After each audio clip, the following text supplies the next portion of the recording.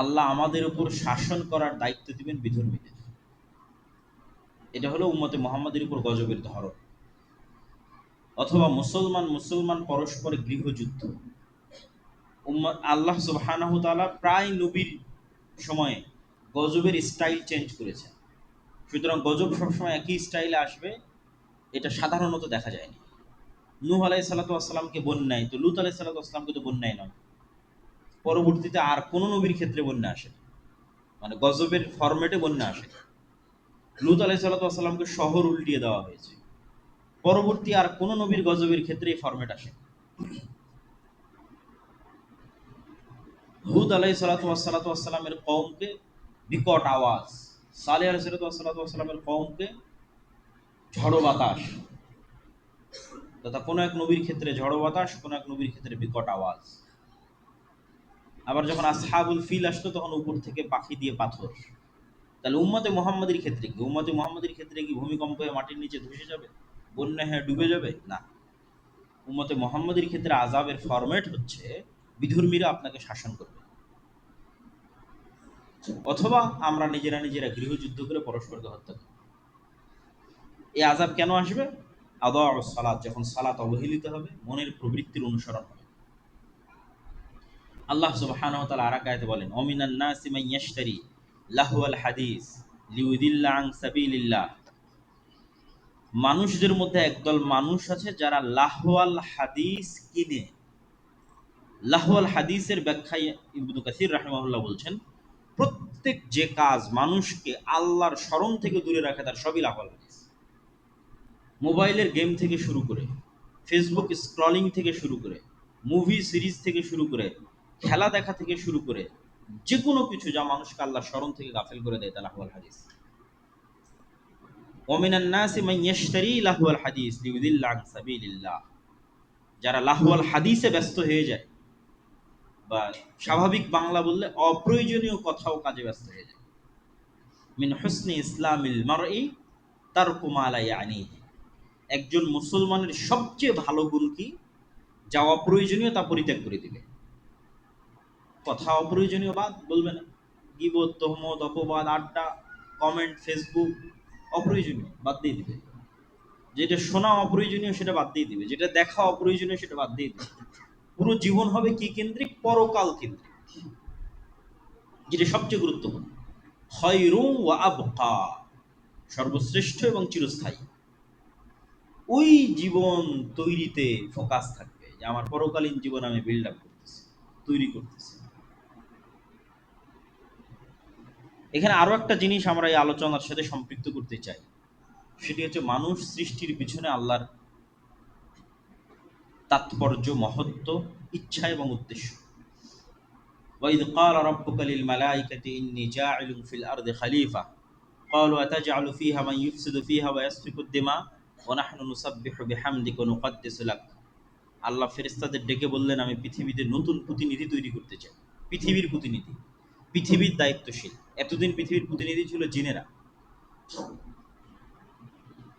তো ফেরেশতারা বললেন, আপনি পৃথিবীতে এমন দায়িত্বশীল পাঠাবেন যারা আবারও ফিতনা, ফাসাদ, রক্তপাত ঘটাবে, জিনদের মতো। আল্লাহ বললেন, অথচ আমরা আপনার তাসবিহ এবং তাহলিল পাঠ করছি। তাসবিহ এবং তাহলিল পাঠ তো আমরা করছি, তাহলে নতুন সৃষ্টির কি প্রয়োজন? আল্লাহ বললেন, আমি যা জানি তোমরা তা জানো না। তো তারপরের ঘটনা আপনাদের জানা, সেই ঘটনার সামারি কি? আল্লাহ সুবহানাহু ওয়া তাআলা মানুষকে জ্ঞান দিলেন, স্বাধীন ইচ্ছা শক্তি দিলেন। এই জ্ঞান আর এই স্বাধীন ইচ্ছা শক্তির মাধ্যমে মানুষ পৃথিবীর আর অন্য সকল সৃষ্টিজীব থেকে আলাদা হয়ে গেল। এটাই মানুষকে পশু থেকে আলাদা করে। মানুষ যদি শুধু খায়, ঘুমায় এবং খেলতামাশায় মত্ত থাকে, তাহলে ওই মানুষ এবং আর একটা পশুর মধ্যে কোনো পার্থক্য নেই। একটা গরু, একটা ছাগল, একটা কুকুর এবং একটা শ্রীগালের মধ্যে কোনো পার্থক্য নেই। পার্থক্য তখনই তৈরি হবে যখন আমরা এই আল্লাহর সৃষ্টি রহস্যকে মাথায় রাখবো, যে জ্ঞান এবং স্বাধীন ইচ্ছা শক্তির মাধ্যমে মানুষ কুকুরের থেকে আলাদা, মানুষ শ্রীগালের থেকে আলাদা, গরুর থেকে আলাদা। কেন? মানুষকে জ্ঞান দেওয়া হয়েছে, স্বাধীন ইচ্ছা শক্তি দেওয়া হয়েছে। এই জ্ঞান এবং স্বাধীন ইচ্ছা শক্তি কাজে লাগিয়ে মানুষ সবচেয়ে নিকৃষ্ট হতে পারে, আবার এই জ্ঞান এবং স্বাধীন ইচ্ছা শক্তিকে কাজে লাগিয়ে মানুষ ফেরেশতাদের চেয়েও শ্রেষ্ঠ হতে পারে। জিনদের চাইতে, ফেরেশতাদের চাইতে, পৃথিবীর সকল সৃষ্টিজীবের চেয়ে শ্রেষ্ঠ হতে পারে যখন সে আল্লাহ সুবহানাহু ওয়া তাআলার ওই দায়িত্বের সাথে নিজেকে অ্যালাই করে যে আমি আসলেই আল্লাহ সুবহানাহু ওয়া তাআলা আমাকে পৃথিবীর দায়িত্ব দিয়েছে, আমি সেই দায়িত্বপ্রাপ্ত, আমার জীবনের একটা উদ্দেশ্য আছে। এবং এই দায়িত্বের সবচেয়ে বড় প্রমাণ কি? আল্লাহ সুবহানাহু ওয়া তাআলা আসমান এবং জমিন এবং তার মধ্যে যা কিছু আছে সবকিছুকে মানুষের অধীনস্থ করে দিয়েছে। সুবহানাল্লাযী সাখখারা লানা হাযা, আমাদের অধীনস্থ। আসমান বৃষ্টি বর্ষণ করে আমাদের জন্য, জমিন ফসল উৎপাদন করে আমাদের জন্য, নদী প্রবাহিত হয় আমাদের জন্য, মৌমাছি মধু সংগ্রহ করে আমাদের জন্য, আমাদের আশেপাশে যা আছে সব আমাদের সেবা এবং আমাদের খেদমতে নিয়োজিত। কেন আমরা এই পৃথিবীর দায়িত্বশীল, পৃথিবীর দায়িত্বপ্রাপ্ত, পৃথিবীর নেতা। এই সব সৃষ্টি আমাদের কাছে আমানত। তো এই যে আল্লাহ সুবহানাহু ওয়া তাআলার মহৎ উদ্দেশ্য এবং তাৎপর্য, এইটার শত্রু হচ্ছে ইবলিস। সে চায় মানুষকে তার মৃত্যুর কথা ভুলিয়ে দিতে, পরকালের কথা ভুলিয়ে দিতে এবং আল্লাহর স্মরণ থেকে মানুষকে গাফিল করে দিতে। এবং আজকের যুগে আপনি চিন্তা করেন, আপনি ইউরোপ আমেরিকা ঘোরেন অথবা যে কোনো বিশ্বের যে কোনো জায়গায় যান, যে ইবলিস যে সাকসেসফুলি মানুষকে রব্বুল আলামিন থেকে ডিসকানেক্ট করে দিয়েছে, পৃথিবীর প্রত্যেকটা ধর্ম আজকে ধুকে ধুকে মরতেছে ইসলাম ছাড়া। কেউ যায় না চার্চে, কয়জন যায়? কেননা শয়তান এমন সব টেকনোলজি এবং স্ট্র্যাটেজি তাদের হাতে উঠিয়ে দিয়েছে যে জীবনে কোনোদিন না মরা পর্যন্ত মরার কথা স্মরণ হবে না।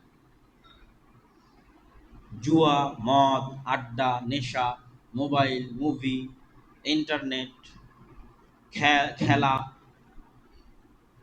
অসংখ্য কিছু, সবসময় প্রতিনিয়ত ব্যস্ত। ফলত সে আল্লাহ সুবহানাহু ওয়া তাআলা থেকে ডিসকানেক্ট। এক একটু যদি কেউ আল্লাহ সুবহানাহু ওয়া তাআলার সাথে কানেক্টেড আছে, সেটা হচ্ছে মুসলমানেরাই আছে।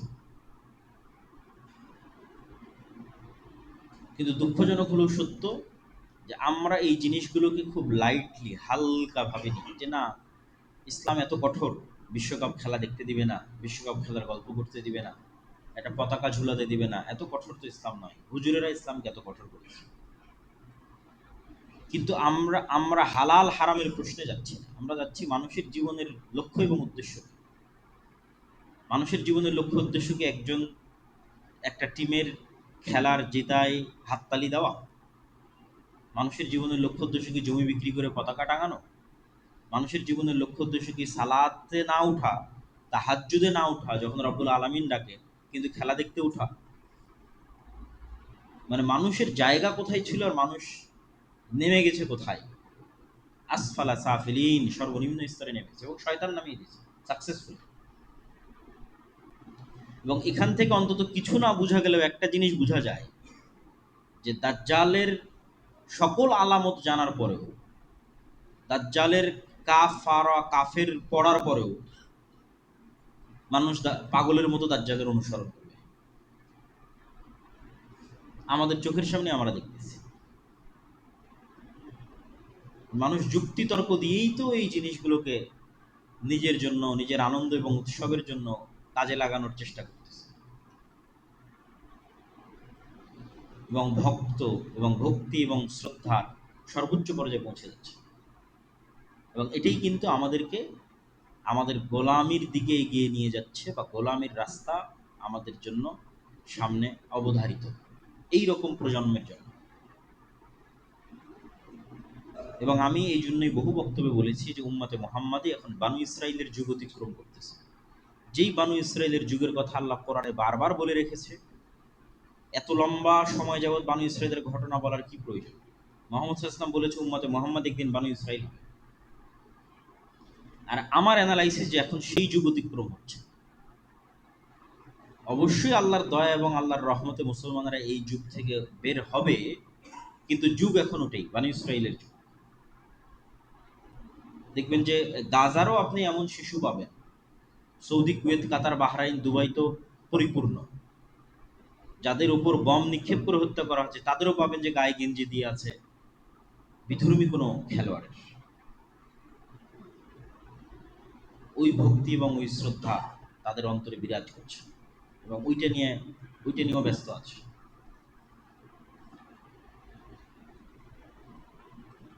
তো আমরা যতক্ষণ আমাদের জীবনের লক্ষ্য এবং উদ্দেশ্য ঠিক না করতে পারবো এবং আমাদের পরবর্তী প্রজন্মকে তাদের জীবনের লক্ষ্য এবং উদ্দেশ্য কোথায় সেটি না দেখাতে পারবো, কাজের অভাব নাই, এত কাজ, বিশেষ করে উম্মতে মুহাম্মাদির কাজের অভাব নাই।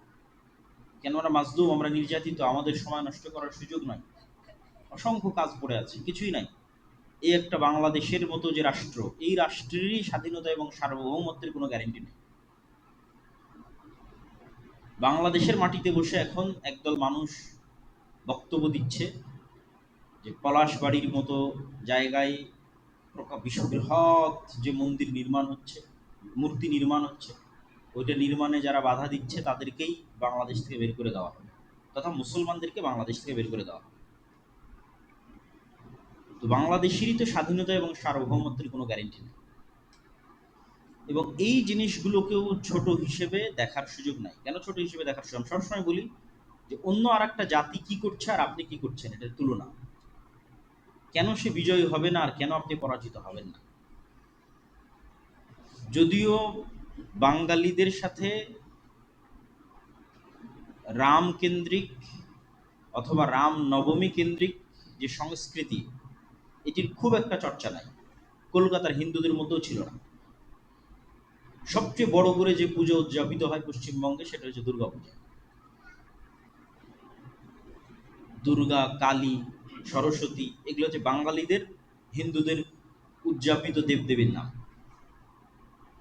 আর রাম, কৃষ্ণ, বিষ্ণু এগুলো হচ্ছে উত্তরপ্রদেশের, রাজস্থানের, অযোধ্যার ওই সমস্ত অঞ্চলের হিন্দুদের কালচার। দুর্গাপূজা যেইভাবে পশ্চিমবঙ্গের হিন্দুরা উদযাপিত করে, রামনবমী কিন্তু এইভাবে উদযাপিত করে না, বরং অনেক ছোট পরিসরে, এখন পলিটিক্যাল কারণে হচ্ছে। তো বিজেপির যে উত্থান, এই উত্থানের সাথে পলিটিসাইজ করা হয়েছে, জয় শ্রীরাম স্লোগানকে পলিটিসাইজ করা হয়েছে, রাজনীতিকরণ করা হয়েছে।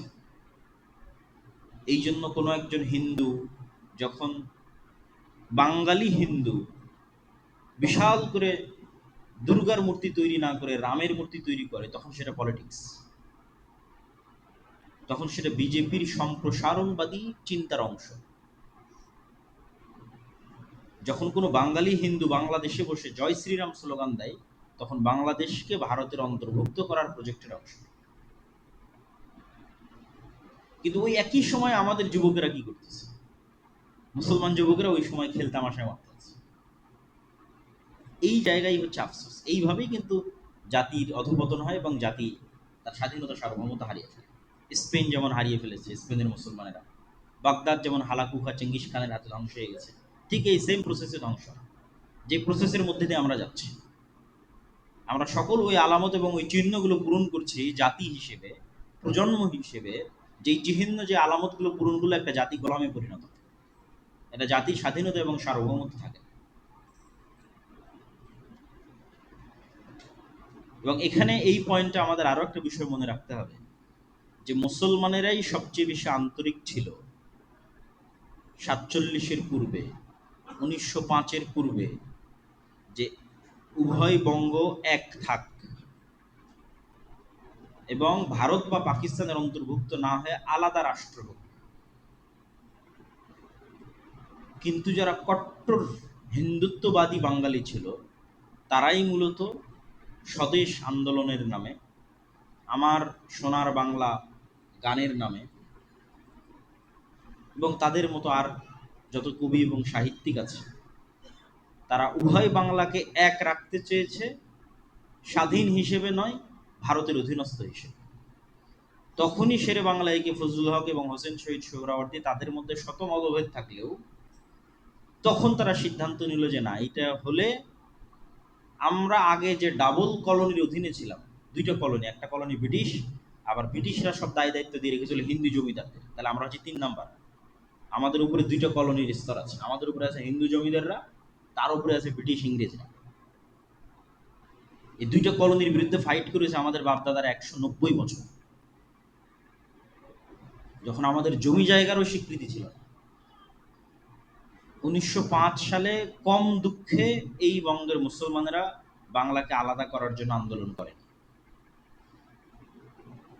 তাহলে 1947 নয়, তারও আগে এই বাংলার মুসলমানেরা চিন্তা করেছিল যে না, আমরা হিন্দুদের সাথে থাকতে পারবো না, হিন্দু জমিদারদের সাথে আমাদের পক্ষে থাকা সম্ভব না, থাকলে মাজলুম অবস্থায় থাকতে হবে। সুতরাং বাঙালি পরিচয়ের নামে, কলকাতার বাঙালি সংস্কৃতির নামে যে উভয় বাংলাকে এক করার একটা প্রবণতা, এইটা আমাদের বাপদাদাদের 190 বছর যে দুইটা কলোনির বিরুদ্ধে তারা লড়াই করেছে, হিন্দু জমিদারদের বিরুদ্ধে এবং ব্রিটিশ ইংরেজদের বিরুদ্ধে, তার বিরুদ্ধে অবস্থান, এবং এটা গভীর ষড়যন্ত্র। তো এই ষড়যন্ত্রের মোকাবেলা আপনি জ্ঞান, পড়াশোনা, যুক্তি তর্ক, সচেতনতা এগুলো ছাড়া করতে পারবেন। আর যত সময় নষ্ট এবং অকাজে আমাদের সময় ব্যয় হবে, অকাজে আমাদের অর্থ এবং শ্রম ব্যয় হবে, তত আমরা আমাদের এই জায়গাগুলো হারিয়ে ফেলি। যেই জায়গায় ইহুদিরা এগিয়ে আছে, যেই জায়গায় হিন্দুরা এগিয়ে আছে পথভ্রষ্ট হওয়ার পর, সেই জায়গায় সত্য এবং সঠিক পথে থাকার পরও মুসলমানেরা শুধু শয়তানের প্ররোচনায় পা দিয়ে পিছিয়ে পড়ছে। এখানে আর দুই একটা হাদিস বলে আমার এই পয়েন্টের আলোচনা শেষ করব। রাসূলুল্লাহ সাল্লাল্লাহু আলাইহি ওয়াসাল্লাম বলেন, ইগতানিম খামসান ক্বাবলা খামসিন, পাঁচটা জিনিসের পূর্বে পাঁচটা জিনিসকে মূল্যায়ন করো। শাবাবাকা ক্বাবলা হারামিক, বয় বৃদ্ধ হওয়ার পূর্বে যৌবনকালকে মূল্যায়ন করো। সিহহাতাকা ক্বাবলা সাকামিক, অসুস্থ হওয়ার পূর্বে সুস্থতাকে মূল্যায়ন করো। ওয়া গিনাকা ক্বাবলা ফাকরিক, আর হাতে যখন টাকা আছে তখন সেই টাকাকে মূল্যায়ন করো দরিদ্র হওয়ার পূর্বে। ওয়া ফারাগাকা ক্বাবলা শুগলিক, আর ব্যস্ত হওয়ার পূর্বে হাতে যে ফাঁকা সময় আছে, অবসর সময় আছে, এটাকে মূল্যায়ন করো। ও হায়াতাকা ক্বাবলা মাউতিক, আর মৃত্যু আসার পূর্বে জীবনকে মূল্যায়ন করো। তথা এই সব জিনিসগুলো আমাদের সময়ের গুরুত্ব তুলে ধরে এবং আমাদের যৌবনকালের গুরুত্ব তুলে ধরে। রাসূল সাল্লাল্লাহু আলাইহি সাল্লাম বলেন, লা তাযুলু কাদামা আবদিন ইয়াওমাল কিয়ামা হাত্তা ইউসালা আন উমরিহি ফিমা আফনাহু। কিয়ামতের মাঠে মানুষকে পাঁচটা প্রশ্নের মুখোমুখি হতে হবে। তার সময় কোথায় পার করেছে, জ্ঞান অনুযায়ী কি কাজ করেছে, সম্পদ কোথায় থেকে অর্জন করেছে এবং সম্পদ কোথায় ব্যয় করেছে, এবং তার শরীরকে কোন কাজে ক্ষয় করেছে। তুই যে যৌবনকাল, সময়, বয়স, এটাকে কোথায় সে ব্যয় করেছে। তো সময়ের প্রশ্নে মানুষকে জবাবদিহিতার মুখোমুখি হতেই হবে। এই জন্য আমরা উদাত্ত আহ্বান জানাই যে আমরা যেন আল্লাহর মহৎ সৃষ্টির যে উদ্দেশ্য, পৃথিবীর প্রতিনিধিত্ব করার যে দায়িত্ব এবং উম্মতে মুহাম্মাদি হিসেবে মানুষকে জান্নাতের পথে নিয়ে যাওয়ার যে দায়িত্ব, এইটা সম্পর্কে সচেতন হই এবং আমাদের আশেপাশে মানুষ যে সময় নষ্ট করতেছে, কাজ নাই, চায়ের স্টলে, অফিসে, আদালতে, ফেসবুকে খেলা দেখায়, তাদেরকে এবং নিজেরাও হেদায়েত হয় এবং তাদেরকেও হেদায়েত করার চেষ্টা করে। তারা সময়গুলোকে কাজে লাগাক, জ্ঞান অর্জন করুক, পড়াশোনা করুক। অন্য আর কোনো বিশ্ববিদ্যালয়ে আপনি এই দৃশ্য দেখতে পাবেন না, বিশ্বের উন্নত বিশ্ববিদ্যালয় যে উন্মাদনা আপনি বাংলাদেশের ঢাকা বিশ্ববিদ্যালয়ে দেখতে পাবেন। অক্সফোর্ড, ক্যামব্রিজ, হার্ভার্ড কোনো বিশ্ববিদ্যালয়ে পাবেন না এই ধরনের উন্মাদনা। তাহলে আমরা কোথায় এবং তারা কোথায়? আর আমরা বক্তব্যের শেষ অংশে এসে যেটা আলোচনা করতে চাচ্ছি সেটা হচ্ছে মুহররম। আল্লাহ সুবহানাহু ওয়া তাআলা 4টি মাসকে হারাম করেছেন এবং পবিত্র কোরআনে আয়াত অবতীর্ণ করে সেটা স্পষ্ট করেছেন। ইন্না ইদ্দাতাশ শুহুরি ইনদাল্লাহ 12 শাহরান ফি কিতাবিল্লাহ। যেই দিন থেকে আল্লাহ আসমান এবং জমিন সৃষ্টি করেছেন ওই দিন থেকে আল্লাহর গণনায় মাস হচ্ছে 12টি। যেই দিন থেকে আল্লাহ আসমান এবং জমিন সৃষ্টি করেছেন ওই দিন থেকে লাউহে মাহফুজে আল্লাহ সুবহানাহু ওয়া তাআলার গণনায় মাস 12টি। অর্থাৎ 12 মাস মানুষের আবিষ্কার নয়, আল্লাহর নির্ধারণ। পৃথিবী যেদিন থেকে সৃষ্টি হয়েছে সেই দিন থেকে।